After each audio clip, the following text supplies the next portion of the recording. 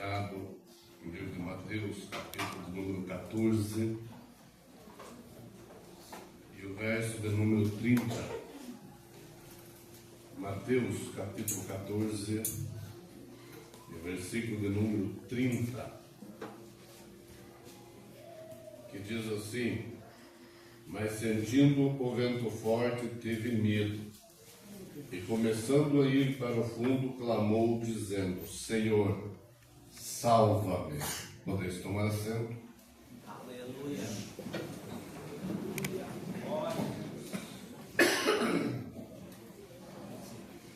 Meus amados irmãos, estamos diante de um texto bíblico que narra a história da travessia. Jesus estava ensinando, daí o tempo passou, ficou tarde, despediu a multidão e falou para os seus discípulos entrarem no barco e passar para o outro lado. E Jesus ficou e foi orar. Subiu ao monte e foi orar. Acredito eu que ainda era na boca da noite, ao entardecer, quando ele despede a multidão e solicitando ele para que os seus discípulos subam no barco e passem para o outro lado. E quando nós lemos do versículo 22 ao 33 desse mesmo capítulo, não vou fazer isso por causa do tempo, nos mostra que a quarta vigília da noite, Jesus resolve então ir ao encontro deles.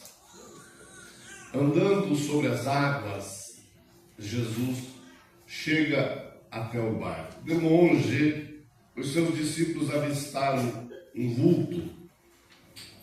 E um vulto no meio do mar, andando sobre as águas, era inédito e impossível, humanamente falando. Mas eles viram e se apavoraram, preocupados, acharam que era um fantasma. E Pedro, observando, viu uma semelhança do mestre.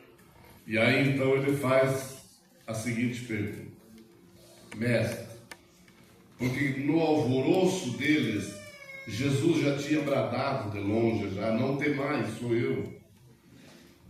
E Pedro, para confirmar, pede para eles: Senhor, mestre, se és tu, permita que eu vá contigo ou até você pelas águas. E Jesus falou: vem, Pedro. E Pedro saiu, desceu do barco e começou a andar. Mas eles estavam no meio do mar. E as águas do mar não são plenamente calmas.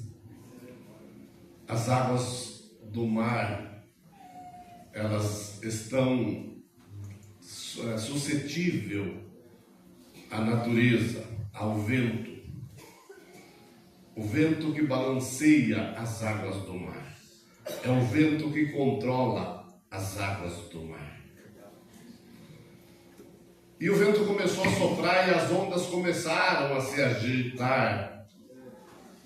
E Pedro, ainda focando em Jesus, olhando para Jesus e caminhando em direção a Jesus. Mas quando aconteceu de começar as ondas se agitarem, desceu um temor e um medo na vida de Pedro. E a Bíblia nos narra que Pedro começou a afundar. Ele duvidou. Ele podia ter passado pelas ondas tranquilamente.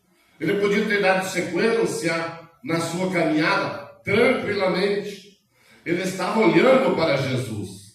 Ele não estava simplesmente ouvindo audivelmente a voz do mestre, mas ele estava olhando para o mestre. Mas mesmo assim, ele duvidou, entrou a dúvida na vida dele. E a Bíblia diz que ele começou a afundar. Eu pontuei alguns pontos aqui neste texto, trazendo para a nossa vida nos dias em que estamos vivendo. E eu classifiquei este texto de Mateus 14, 22 a 23, em 7 pontos principais da nossa convivência diária, do nosso dia a dia, da nossa vida cotidiana. Certo? Este texto é um retrato da nossa vida. É um retrato da minha e da tua vida. E eu quero pontuar. Primeiro ponto: o mar representa o mundo. Certo? O mar representa o mundo. O mundo nunca vai estar em paz. Desde o princípio que Deus criou, ele nunca teve em paz. Sempre houve turbulências.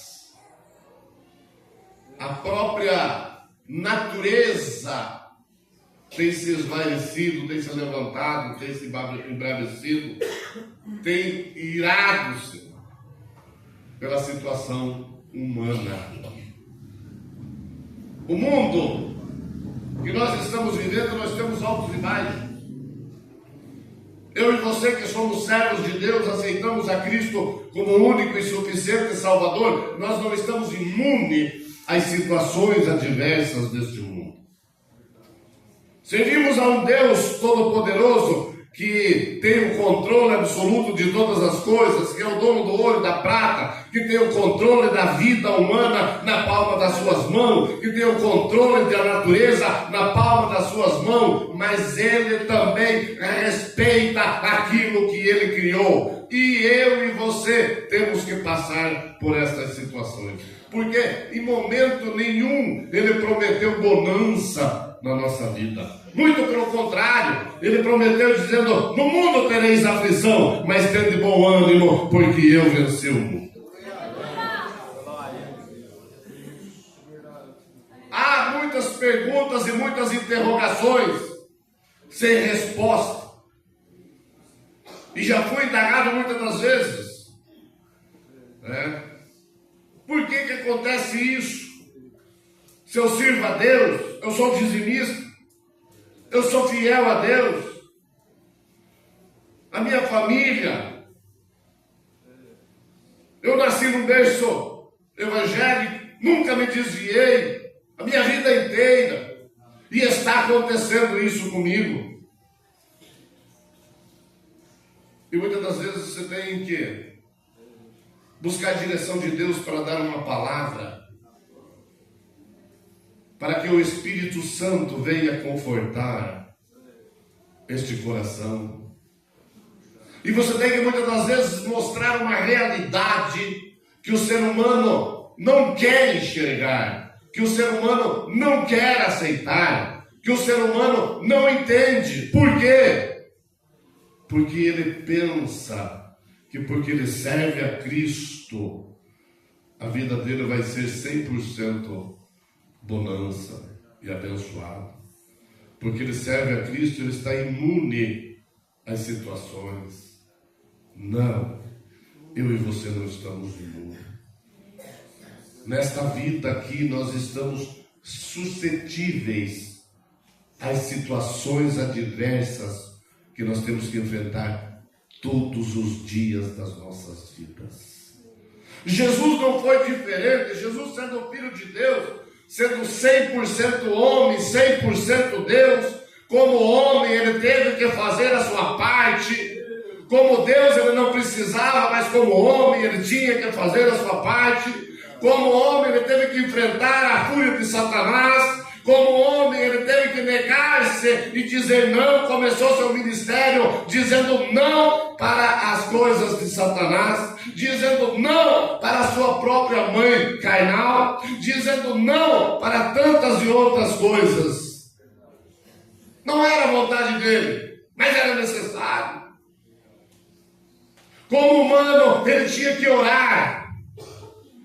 Nessa passagem mesmo nos mostra que ele passou as 3 vigílias da noite orando, porque a Bíblia nos relata que lá para a 4ª vigília da noite ele vai de encontro ao barco. E a Bíblia diz que ele estava só orando. Ele era carne, 100% carne, 100% humano, 100% material. E como material, ele precisava buscar do Pai reforço, buscar do Pai graça para passar o que ele ia passar. Ele não estava imune a essa situação. Não. De maneira nenhuma. Como homem, ele precisava morrer. Como homem, ele precisava sentir no seu próprio corpo aquilo que nós, seres humanos naturais, sentimos. As afrontas, as injúrias, os açoites, as traições, aqueles que ele abençoou, aqueles que ele curou, aqueles que ele guardou, aqueles que ele cuidou, aqueles que ele prometeu, que ele discipulou, aqueles que ele ensinou. Tudo isso depois estavam diante da cruz, dizendo diante de Pilatos, dizendo: crucificam, crucificam, crucificam. E diante da cruz estavam inertes, porque ali estava um homem 100% natural, que se dizia ser Deus, que dizia ser filho do Deus Todo-Poderoso, que dizia ser o Messias prometido, que prometeu tantas coisas para os seus discípulos. E ali estava um homem, de repente, que estava sendo crucificado. Aquele povo não entendeu. Aquele povo ficou com um ponto de interrogação sem resposta. Por que o Filho de Deus? Por que o Salvador do mundo? Por que o Messias prometido tinha que passar por tudo isso? Quem sabe muitos estavam alardeando ele na hora dos açoites. Na hora que os açoites pegavam no seu ombro e saía lasca da sua pele. Cada batida no seu lombo era sangue que escorria. E as pessoas que estavam ao redor pensavam com ele: mas isso não é Cristo. Isso não é Filho de Deus. Isso não é o Messias. Esse não é o Salvador. Não. Porque o ser humano, ele monta um pensamento na sua cabeça e quer que tudo aconteça de acordo com aquilo que ele está pensando. E eles esperavam um Messias que vinha em carros e cavaleiros de fogo, que vinha de umas pompas de realeza, que vinha com as pompas da riqueza. Não. Jesus Cristo se fez homem e habitou entre nós, na mais humildade do ser humano. E com esta mesma humildade, ele se sujeitou a este mundo, ele se sujeitou aos vendavais, ele se sujeitou às ondas, ele se sujeitou às intempéries, ele se sujeitou a tudo que tem neste mundo. Sabe para quê? Não é porque ele era super-homem, não. Porque em momento nenhum ele usou o seu poder como Deus. Ele foi até o final, até o último suspiro da sua vida terrena. Sabe por quê? Porque ele amou você. É por causa de você, é por causa de mim, é por hoje nós estamos aqui, é por causa da irmã Lídia, é por causa desses 24 anos na rádio pregando, ensinando a santa e bendita palavra. Foi por isso.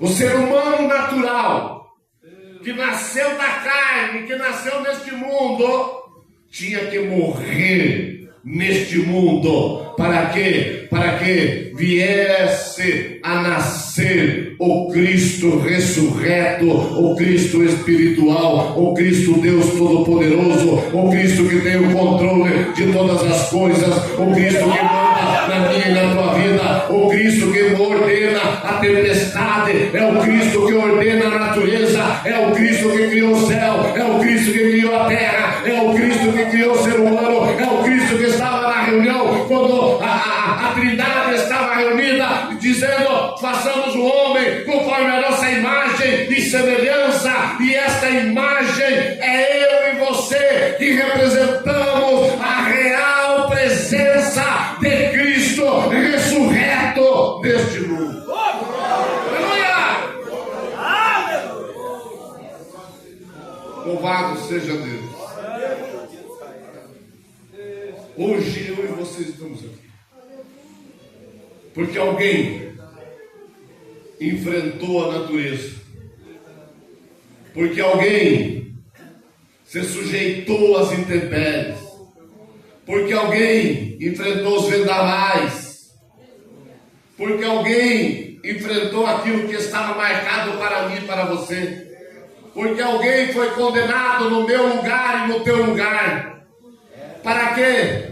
Para que hoje eu e você não dependêssemos de terceiro para falar com Ele. Não, mas quando nós quisermos e dobrarmos a nossa face diante da sua presença e falar com Ele, os seus ouvidos não estão agravados para que não possa ouvir a minha e a tua necessidade. Sabe por quê? Porque Ele conhece e Ele sabe que eu e você somos vasos fracos, dependentes da sua graça, da sua misericórdia. E é por isso que Ele morreu como ser humano, para nascer como Deus, para ser o nosso Senhor e Salvador Jesus Cristo.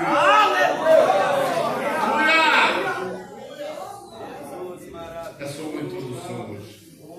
Vamos colocar em pé. Tenho 3 minutos para entregar. Aleluia. E como tudo nesta vida tem ordem e decência, tem começo, meio e fim, o culto para Deus não é diferente. Amanhã é dia de trabalho, né? E todo mundo tem suas responsabilidades. Leva esta palavra para o teu coração. Quando você estiver passando por situações, não brinque, não duvide de Jesus. Não. Seja grato a Ele. Ao contrário, em vez de murmurar, em vez de criticar, em vez de indagar, em vez de perguntar para que isso, por que isso,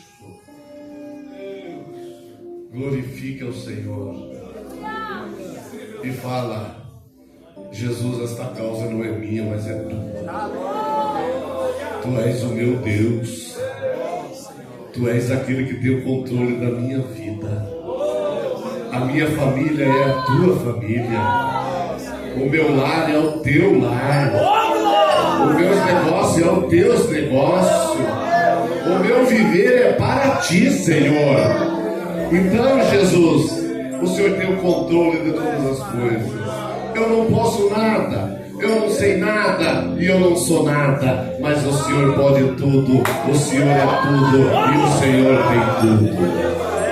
Senhor Deus e eterno Pai, eu quero te louvar, eu quero glorificar o teu nome, Jesus querido, por estarmos, Senhor, nesta noite, ó Pai querido, reunido nesse santuário, diante da tua santa e gloriosa presença, Pai. Hoje, Jesus, nós queremos render a Ti, Senhor, o culto em ações de graça pela vida da Tua filha, esses 24 anos que ela tem usado, Jesus, maravilhoso, as ondas da rádio, para anunciar o Teu Evangelho, para anunciar a Tua palavra, para querido. Continua, Senhor, abençoando a tua serva, continua usando a tua serva, continua, Senhor, renovando as forças da tua serva, Pai querido, para que ela possa, Senhor, continuar desempenhando este papel de evangelização. Pai Santo, Pai amado, a tua igreja que aqui está, concede a tua graça, a tua paz e a tua misericórdia, e que tudo, Senhor, seja para a glória, louvor e adoração do teu nome. Assim nós te agradecemos, em nome de Jesus. Amém. Pastor Carlos.